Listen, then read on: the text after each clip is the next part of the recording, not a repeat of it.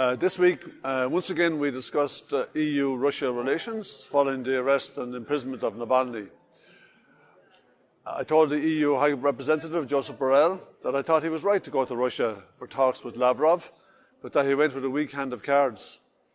The irrational anti-Russia rhetoric in Brussels for the last while didn't help matters. We need to engage constructively with Russia. As the German Social Democratic Party said last week, peace in Europe is possible, not in spite of, but only with Russia. We need to stop the unfounded claims against Russia, stop the pretentious and patronising moral teaching. The EU does not have a monopoly on human rights.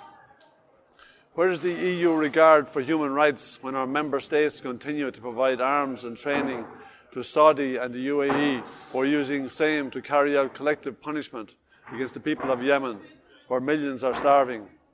Where is the EU regard for human rights when we stay silent as Israel persecutes the people of Palestine?